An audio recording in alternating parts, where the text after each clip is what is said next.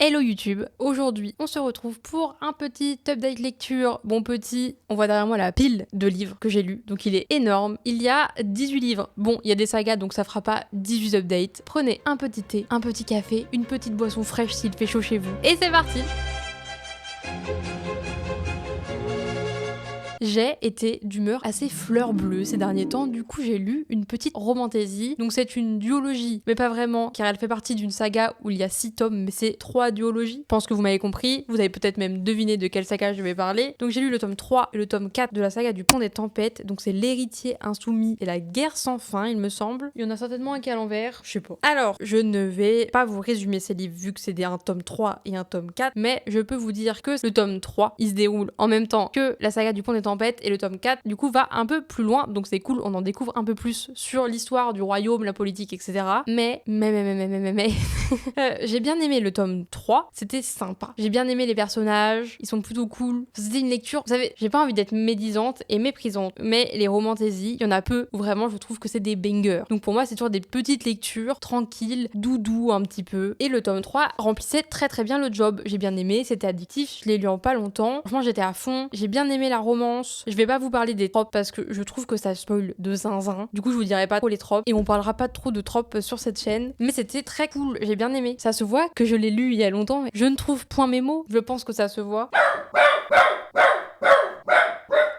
Non, en vrai, je me rappelle plus trop des bons points, pour tout vous dire. Mais je me rappelle, par contre, ce que je n'ai pas du tout aimé dans le tome 4. Dans ce tome 4, il va y avoir des points abordés sur des sujets assez touchy, assez compliqués à traiter, et des sujets un peu dégueux. Je sais pas comment expliquer sans spoiler, mais c'est des sujets graves, et je trouve que le livre les survole. Alors qu'il essaye de les traiter, mais il les survole. Et c'est pardonné beaucoup trop bien dans le livre, sans être trop traité. Et j'ai eu beaucoup de mal avec ça. Enfin, je pensais qu'à ça, j'étais en mode, mais c'est pas possible. Comment tu fais pour ne pas en parler, pour pardonner, pour faire comme si ce n'était rien. Et du coup, j'ai été très déçue de ce tome-là, et je trouve qu'on se faisait un peu chier, c'était prévisible, très prévisible, alors que le tome 3 pas trop. Et voilà, je vais pas vous en parler beaucoup plus que ça, je vous le recommande à moitié. Pour moi, le tome 3 c'est le meilleur que j'ai lu de la saga, mais si on prend la globalité, je préfère la première saga. Voilà. J'ai eu la chance au festival du livre de Mons de pouvoir acheter en avant-première Les Arcanes du Mal de Sacha Morage, un livre que j'ai beaucoup aimé. Donc c'est un livre avec une grosse vibes Dark Academia. Pour ceux qui aiment, vous avez même pas besoin de contenu de cette vidéo, vous pouvez swipe et l'acheter. Mais en résumé, on va suivre Alicia qui dans les premiers chapitres est enfermée dans son appartement avec sa mère. C'est sa mère qui l'enferme et on se rend très vite compte qu'elles ont une relation très toxique. Sa mère la force à prendre des poisons style de la belladone pour ensuite lui prendre son sang et après on sait pas ce qu'elle en fait. Donc Alicia, elle a jamais trop pu sortir de chez elle. Les premiers chapitres, c'est un huis clos très oppressant et vraiment l'ambiance est si bien faite, c'était une dinguerie, j'étais trop mal. Il y avait des moments, j'avais la gerbe, c'était incroyable, vraiment banger. Et ensuite, je ne vous dis pas ni comment ni pourquoi, mais ça se transforme en Dark Academia et c'était trop bien. Pour ce qui est de mon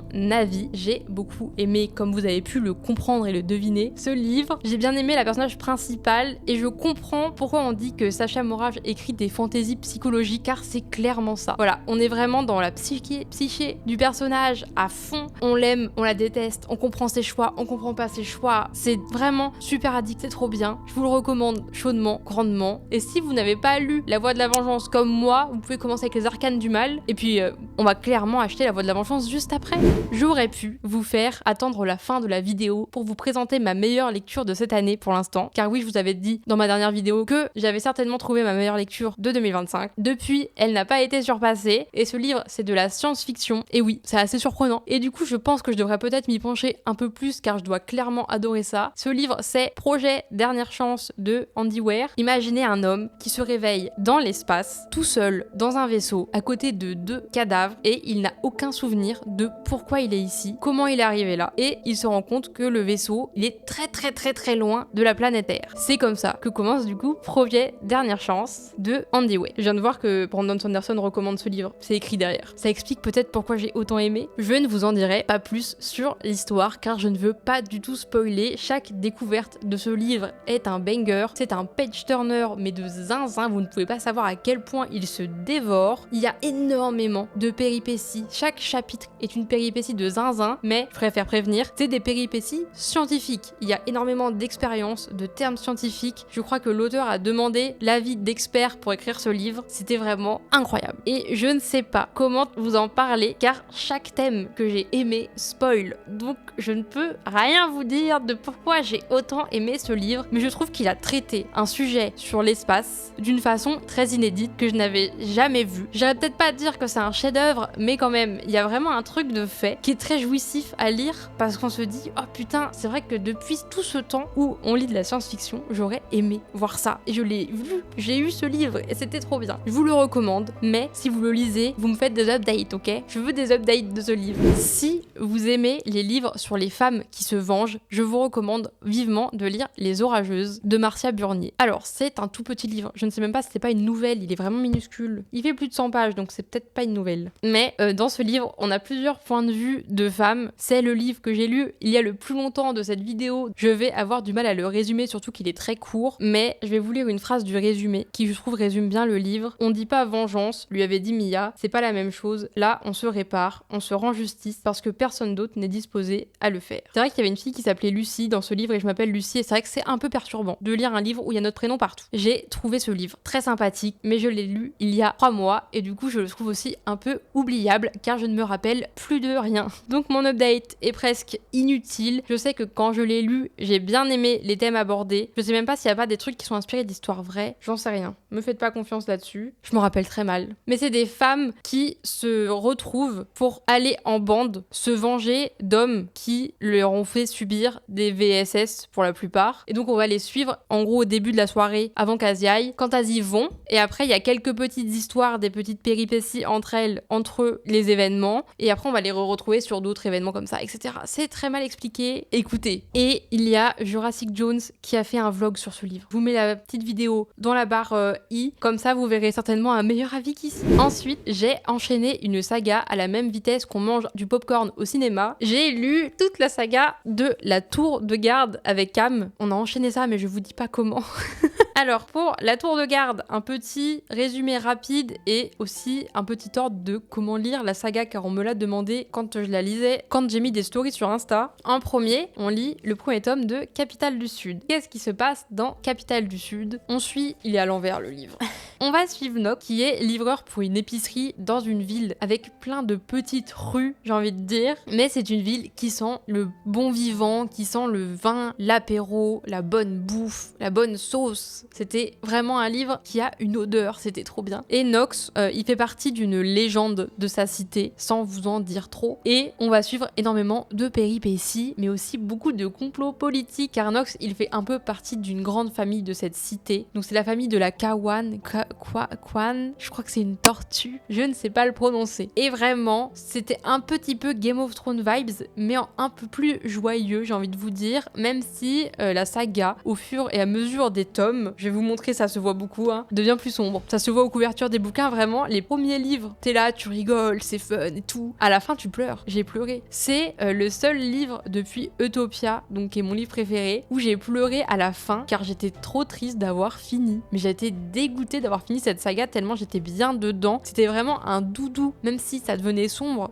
Genre les personnages, ils sont vraiment super attachants. C'est trop bien écrit. Si vous aimez la fantasy adulte et que vous aimez la bouffe, lisez cette saga. Bon, du coup, vous avez lu le premier tome de Capitale du Sud. Qu'est-ce que vous lisez après? Vous lisez pas le tome 2 de Capitale du Sud. Vous lisez le tome 1 de Capitale du Nord. Ensuite, le tome 2 de Capitale du Sud, puis le tome 2 de Capitale du Nord, puis le tome 3 de Capitale du Sud, puis le tome 3 de Capitale du Nord. Voilà, pour l'ordre. Maintenant, pour les résumés de Capitale du Nord. On suit Amalia, qui est une érudite. Sa famille, c'est vraiment la noblesse de sa cité. C'est vraiment les gens, ils sont blindés de thunes et ils sont très intelligents. En gros, c'est comme ça qu'on nous les présente. Et Amalia, du coup, elle fait partie d'une mini-classe d'école de 3 personnes et on va suivre ces 3 personnages-là. Et il y en a un de ces 3 qui va se dire tiens, si je mettais 3 objets dans un coffre et que je creusais un trou à l'endroit où il y a eu des trucs bizarres dans la ville, que je les récupérais et il les récupère et les trucs ont des pouvoirs magiques un peu bizarres et ça va devenir très sombre. Pour le coup, Capitale du Sud, ça met longtemps à devenir sombre. Capitale du Nord, c'est sombre beaucoup plus rapidement. Je vous préviens, c'est beaucoup moins good vibes. C'est pour ça que personnellement, j'ai préféré Capitale du Sud, mais en soi, Capitale du Sud ne serait rien sans Capitale du Nord, donc j'ai aimé toute cette saga. Pour le coup, je trouve que Capitale du Nord a une plume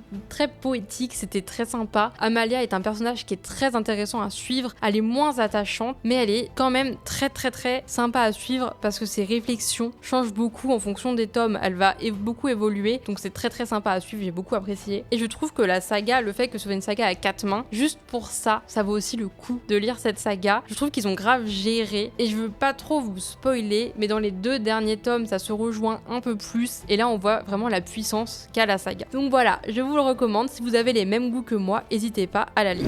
J'ai lu 2 romans young adultes aussi que j'ai beaucoup aimé ce mois-ci. J'ai pas eu énormément de déception parce que vu que je vais aux Imaginales, il y a beaucoup d'auteurs que je voulais voir absolument, donc j'ai lu leurs bouquins et c'était sûr que j'allais les aimer. Et le reste, j'ai vraiment lu ce que j'avais envie de lire. J'ai eu beaucoup de chance aussi certainement, mais voilà, faut se dire que cette vidéo c'est vraiment très good vibes et bon avis. Je pense que vous pouvez dénicher pas mal de pépites. Si vous aimez les gros robots, j'ai enfin lu Iron Widow et je vais pouvoir vous en parler. Ce livre, j'ai su au premier chapitre que ça allait être un coup de cœur. Et oui, dinguerie, c'est fou, non? Moi je trouve ça fou. Dans ce récit, on va suivre Zetiane qui a perdu sa sœur quelques mois auparavant car sa sœur est partie dans l'armée, je vais dire ça comme ça. Et en gros, dans ce monde-là, en gros, il y a des bébêtes, je sais pas trop, je sais plus comment s'appellent les trucs, mais il y a des vilaines bébêtes qui les attaquent et les humains pour contre-attaquer. Ils sont dans des énormes chrysalides robotiques un peu, mais pour que ces chrysalides fonctionnent, en gros il y a un homme assis, une femme assise en face de lui et l'homme utilise le pouvoir qui a un nom aussi mais j'ai oublié tous les termes. Il utilise les pouvoirs de la femme, son mana un peu, mais ça c'est un truc de geek, pour pouvoir diriger la chrysalide et tuer les vilaines bébêtes. Ça fait très mignon comment je l'explique, mais pas du tout, hein. C'est pas très mignon, c'est juste vraiment je perds mes mots. Et malheureusement, les femmes meurent très souvent parce que les hommes les utilisent pour tuer les méchants. Ce qui fait que c'est un monde très patriarcal, et du coup c'est un énorme thème du livre qui le rend excellent à mes yeux. Et pour revenir au résumé du début, la sœur de Zetiane est morte quand elle est partie dans l'armée. Sauf qu'elle est morte avant de pouvoir rentrer dans la chrysalide, et donc Zetiane veut pouvoir y aller pour se venger. Elle va se faire recruter pour être la partenaire du même gars qui a très certainement tué sa sœur. Voilà, le résumé est très brouillon, mais on a abordé les grandes lignes des 2 premiers chapitres. Ce livre est vraiment, je trouve, excellent. Déjà, il a des chapitres très courts, très addictifs, où à chacun de chapitres, t'as envie de lire la suite, et je trouve ça très plaisant, mais la personnage principale est incroyable. Je l'ai adorée. Elle a du répondant, elle a du caractère, elle ne se laisse pas marcher dessus. Elle est d'une puissance. Vraiment, je l'adore. C'est vraiment un de mes personnages préférés, je pense maintenant, elle doit être dans mon top 10 des livres all time. Une pépite. Le tome 2 sort le 30 mai, il me semble, donc il me reste 15 jours à attendre pour pouvoir dévorer la suite. J'ai trop hâte. Les combats, moi ça me faisait peur parce que je suis pas une grande fan de mecha, mais j'ai adoré. C'était vachement bien, même si j'ai eu du mal à les visualiser, mais on m'a envoyé des fanarts, donc ça va mieux. Je vous recommande grandement cette saga. Lisez le premier tome, faites-moi confiance. J'ai eu une petite déception, mais je pense que ce n'est pas la faute du livre. Je pense que c'est parce que j'avais des attentes beaucoup trop grandes pour ce dernier. J'ai été déçue par le chant des géants de David Brie. Alors, je n'ai pas vraiment de défaut à lui donner. Ça va paraître assez bizarre, mais je trouve que l'histoire est plutôt...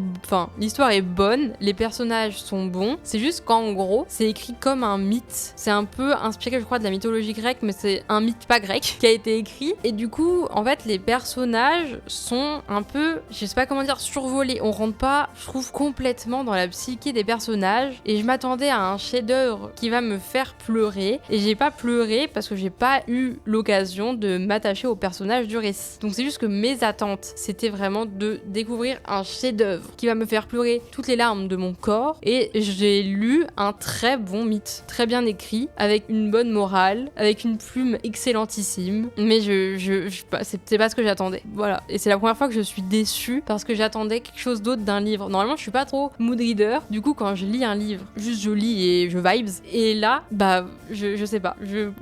C'était pas pour moi, je pense. Mais je le recommande quand même parce que c'est plutôt bon. Enfin, c'est bon, c'est un bon livre. Voilà. C'est une review assez bizarre. Je sais pas quoi vous dire de plus. Je pourrais pas spécialement vous le résumer, mais en gros, c'est deux frères qui sont amoureux de la même femme pendant une guerre un peu moyenâgeuse. Voilà, pour le résumer. Et pendant qu'on parle de contes et de mythes et légendes, j'ai lu la réécriture du conte de Podane de Aude Ziegelmeyer, qui est aux Imaginales samedi, et donc j'ai trop hâte de pouvoir faire dédicacer ce bijou qui est aussi beau que bien. Dans Podane, on va suivre Blanche, qui est l'héritière d'un royaume où son père l'a fait bénir par 3 fées à sa naissance, et il a aussi récupéré un âne qui chie de l'or. En gros du gros, malheureusement, la mère de Blanche est décédée, et Blanche, il lui reste que son père, dans un royaume duquel elle n'a pas le droit de sortir. Elle a des copines à elle, qui sont un peu ces femmes, comment on dit déjà, ces suivantes. Tu sais, des fois les gens dans la royauté, ils ont des suivantes, on va dire, j'ai plus les termes, je crois. Et son père, nous on le comprend très vite, est un énorme connard, bien sexiste, bien patriarcal, sauf que Blanche, elle le voit pas trop, elle idéalise son père, et vu qu'elle a perdu sa mère, et elle a du mal à sortir de son deuil, même si ça fait longtemps, et son père, il va vouloir la marier, et ça va partir en couille. Mais c'est un livre qui parle de female rage pour un public young adulte, et c'est vraiment excellentissime. Je pense que si vous avez des ados à la maison, vous pouvez leur faire lire sans problème, et si vous êtes adulte, vous pouvez également lire ce livre sans problème. C'est un bijou, c'est une duologie, je ne sais pas quand le tome 2 sort, mais s'il te plaît Aude, sors-nous ça vite, on veut la suite, c'est rude d'attendre, surtout qu'il y a un personnage secondaire que j'ai adoré, et j'ai lu ce livre en lecture commune avec 2 copines, dont Cam, et on a adoré le fou, vraiment pépite, c'est un personnage incroyable, je vous en dis pas plus. Pour ce livre aussi, faites-moi confiance, lisez-le. En ce début d'année, j'ai également trouvé le livre le plus drôle que je n'ai jamais lu, Assistant to the Villain de Anna Nicole Meyer. Cette femme est incroyablement drôle. J'ai adoré ce livre. En résumé rapide, on suit Ivy qui se balade dans les bois au début du livre. Elle va tomber sur le méchant du coin et il va l'embaucher. Et donc Ivy, le lundi matin, elle va aller dans un château, ouvrir la porte, se mettre à son bureau et devenir l'assistante du grand méchant de son patelin paumé. Et c'est vraiment super comique. Moi j'ai adoré. Genre traiter la fantaisie et un méchant de fantaisie comme si c'était juste un job. C'est brillant. Voilà. Je me suis fendu la poire mais je riais à gorge déployée. Mon mec me regarde en mode mais qu'est-ce que tu lis? Ce livre a tout de même un petit défaut. Sans ça, ça aurait été un énorme coup de cœur. Vraiment un 21/20. C'est que le plot twist de la fin est sorti du chapeau. C'est vrai que ça n'a pas trop de sens. Ça sort de nulle part. Ça manque d'indices. Et j'espère que le tome 2, car je vais l'acheter, n'aura pas ce souci. Et s'il a pas ce souci et qu'il est tout aussi drôle que ce livre-là, je pense que ça va devenir un de mes livres préférés. Voilà, je préviens, j'ai trop hâte. C'est certainement un des livres que j'attendais le plus cette année et malheureusement, il m'a déçu et j'en suis triste, mais vous ne savez pas à quel point. Ce livre, c'est The Sword of Kagan de M.L. Wang. Alors, le début du livre est excellent. J'ai adoré, car on va suivre plusieurs points de vue. Donc, on va suivre le point de vue d'un garçon adolescent, mais on va aussi suivre le point de vue de sa mère. Et si vous me suivez, vous savez que je trouve qu'on manque vachement de représentation de femmes adultes et des femmes qui ont des enfants, enfin, de femmes de plus de 30 ans, de plus de 40 ans, de plus de 50 ans. On n'en a pas beaucoup sur BookTok. Et là, on avait enfin un livre hype avec une femme qui est maman. Et ça, j'étais sûre d'adorer ce livre. Et pour le coup, ce personnage est excellent. Vraiment excellent. Et l'histoire est aussi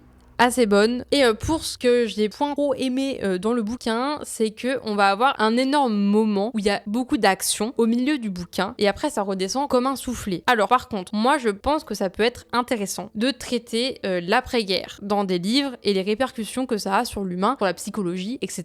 Je pense que ça peut être un excellent choix. Et ça l'est peut-être pour ce livre, mais c'est juste que personnellement, ça m'a pas convaincue car je trouve que le patriarcat, les actions des hommes sont pardonnés beaucoup trop rapidement, surtout un homme en particulier, et je suis pas fan des messages véhiculés, mais peut-être que c'est moi qui ai mal compris, je n'en sais rien, hein, on sait jamais, la lecture ça peut être subjectif. Moi j'ai trouvé que des fois j'étais un peu...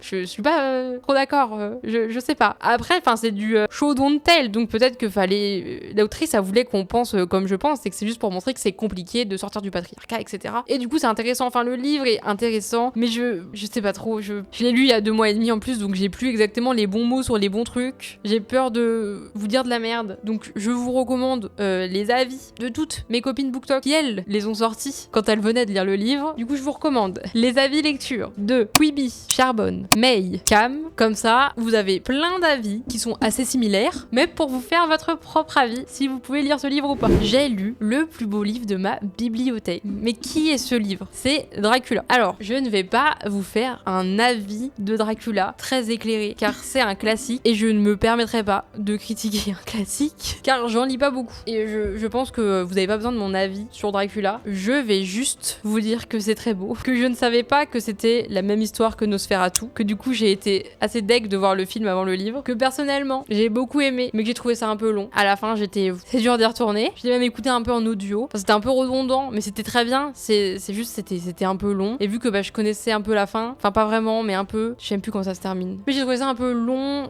tout le côté religieux et tout. Par contre, les 40 premiers pourcents, j'étais à fond, banger. Et après, un peu long. Mais c'est très bien, c'est un classique. J'ai lu un classique, j'ai agrandi ma culture. Et pour finir, comme la bonne féministe que je suis, j'ai enfin lu Formée à la haine des femmes. Anenita depuis tout à l'heure qui veut monter, vous faire un coucou. Regarde, c'est la caméra, c'est ici. C'est là, c'est là. T'es derrière le micro, on te voit pas. On voit pas tes gros sourcils. Tu voulais montrer que toi aussi tu es féministe. Bon, ça serait une review à 2. Donc, Formée à la haine des femmes, c'est écrit par la journaliste Pauline Ferrari. Et c'est un livre qui va traiter du masculinisme, beaucoup en ligne, mais aussi hors ligne. Alors, c'est quoi les masculinistes? C'est des hommes qui veulent combattre la menace féminisme. Ce livre va traiter des incels, des mâles alpha, de tout ce qui se passe. Vous savez, là, ils sont là avec leurs répils, c'est tout. Ça fait flipper. Ce livre fait peur, mais c'est toujours bien de se renseigner sur ses ennemis. Je vous le recommande grandement. En général, comme d'hab, je vous recommande grandement les essais de nouveaux journaux. C'est toujours des trucs très abordables. Peut-être pour des sujets que vous connaissez bien, ça vaut peut-être pas le coup, mais quand même, personnellement, le masculinisme, je me renseigne souvent et j'ai quand même appris énormément de choses avec cet essai. Je pense que c'est même bien de le relire de temps en temps pour se remettre les idées en place. Voilà, je vous le recommande. C'est le dernier livre de cette update lecture. Je pense avoir été assez rapide pour une fois, surtout vu le nombre de livres qu'il y avait. Je vous fais d'énormes bisous. On se retrouve, je pense, en juin pour le Mid-Year Book Freitag. Là, je ne sais pas le prononcer, mais que j'ai fait l'année dernière et j'avais kiffé le faire, donc je vais certainement le refaire cette année et je vais essayer de tourner un vlog aux Imaginales. Mais je ne promets rien car ma caméra est énorme, mon téléphone filme très mal et je ne sais pas comment je vais faire. Voilà, bisous tout le monde.